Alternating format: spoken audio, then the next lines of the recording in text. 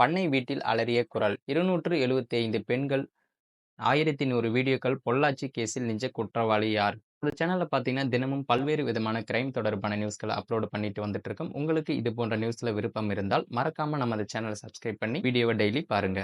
பொள்ளாச்சி பாலியல் வழக்கில் குற்றம் சாட்டப்பட்ட 9 பேரும் குற்றவாளிகள் என்று கோவை மகளிர் நீதிமன்றம் தீர்ப்பளிச்சிருக்கு. குற்றவாளிகளுக்கு சாகும் வரை ஆயுள் தண்டனை விதித்து தீர்ப்பளிக்கப்பட்டது.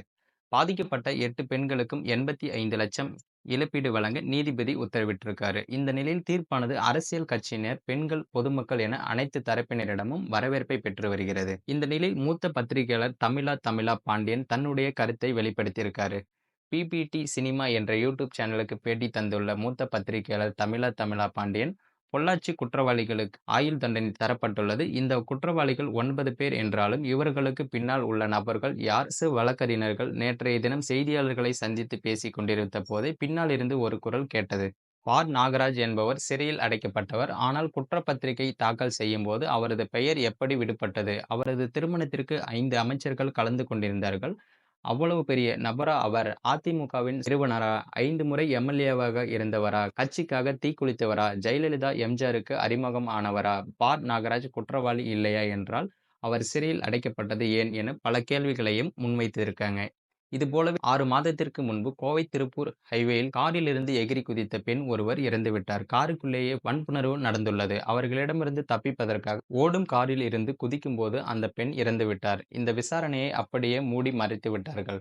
காரில் கல்லூரி மாணவிகளை ஏற்றி காருக்குள்ளேயே பலாத்காரம் செய்யும் தைரியம் யாருக்கு வரும்? சாதாரண குடிமகனுக்கு இப்படி ஒரு துணிச்சல் வராது. தொழிலதிபர் மகனுக்கோ, அதிகாரிகளின் மகனுக்கோ, சாதாரண நபருக்கோ சொகுசு காரில் பெண்களை பலாத்காரம் செய்யும் அளவுக்கு செல்ல மாட்டார்கள். நிச்சயம் அரசியல் பின்புலம் கொண்டவர்களுக்கு மட்டுமே இந்த தைரியம் வரும். பண்ணை வீட்டில் 100க்கும் மேற்பட்ட பெண்களை பெல்ட்டால் அடித்து துன்புறுத்தி பொள்ளாச்சியில் பலாத்காரம் செய்யப்பட்டுள்ளனர். அண்ணா அடிக்காதீங்க என்று கதறிய பெண்கள். சூடு சொரணை கெட்ட தமிழகம் இது. யார் அந்த உண்மை குற்றவாளி? அப்பாவி பெண்களை பாலியல் பலாத்காரத்துக்கு மிரட்டி பயன்படுத்திய நபர்களில் 9 பேர் தான் இருக்கிறார்கள். பெண்கள் அன்று புகார் தர வந்தால் அவர்களது புகார்கள் அளிக்கப்பட்டன. ஆதாரங்கள் அளிக்கப்பட்டன. லேப்டாப், மெமரி கார்டுகள் அளிக்கப்பட்டுவிட்டன. குற்றவாளிகளை கொண்டு வருபவர்களை விசாரித்து நீதிபதிகள் தண்டனை தருவார்களே தவிர, குற்றவாளிகளுக்கு பின்னாடியுள்ள குற்றவாளிகளை தேடிப்பிடித்து கைது செய்வது காவல்துறையின் பணியாகும். இந்த பொள்ளாச்சி வழக்கில் சரியான தண்டனையை நீதிபதி தந்துள்ளார். ஆனால் இந்த தீர்ப்பு வந்ததை வெற்றி என்கிறது திமுக. 100 பெண்கள் பலாத்காரம் செய்யப்பட்டதில் என்ன வெற்றி இருக்கிறது என்று காட்டமாகவே கேட்டுள்ளார்.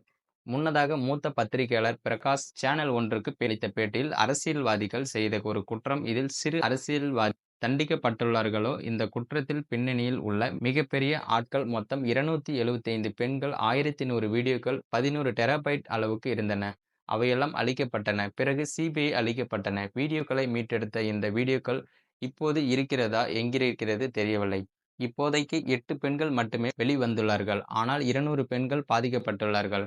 9 குற்றவாளிகள் தான் தண்டிக்கப்பட்டுள்ளார்கள்.